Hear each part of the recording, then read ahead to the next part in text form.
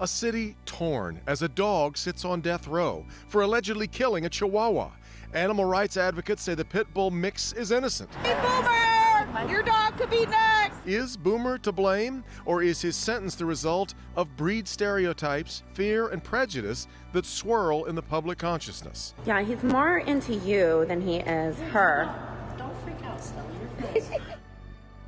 And now to the battle for Boomer. It was April of last year when a young lady let her two dogs out into her backyard. She heard a commotion and came out to find one of her dogs hiding under the deck, the other with a gruesome fatal injury, and Boomer somehow in the yard from next door roaming. Authorities drew the natural conclusion from there. So let's bring in Jason Colthorpe with more on this story. So Jason, just kind of bring us up to speed here. A lot to unpack, guys. At first glance, you would ask, well, what else could have happened in that fenced-in yard? But consider this. Madison Heights had recently issued a coyote warning, and this was a bloody attack, but there was no blood anywhere on Boomer. And above all, no one saw the attack, and animal control could not say who killed Chubbs the Chihuahua. This is Boomer. He's pretty chipper for having been in jail for the last year. And by jail, I mean here at Bark Avenue Kennel in Roseville. Did my monkey.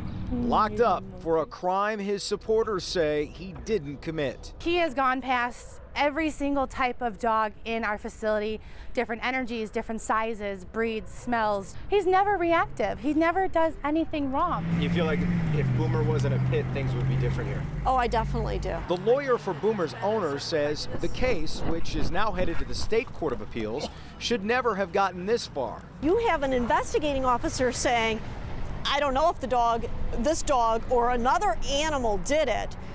How do you get beyond that? I mean, how do you then go to court when the investigating officer can't say that the dog did it? Boomer's story is getting even more attention this week beyond the weekly protests because of what you see behind me. That's one of 3 new billboards that have gone up in and around Madison Heights this week.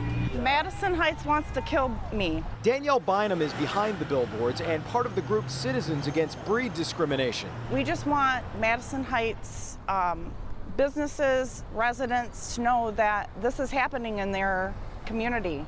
We're not stopping. But this dog, he is so resilient. Every day is a great day for Boomer. He just deserves to go home to his dad, to his couch. Now, Madison Heights is limited in what it can say because of the open case, plus there's a civil suit, but the police chief told me this today. The case was presented to the judge based on state law. The judge ruled the dog is dangerous, and under state law, that means euthanization.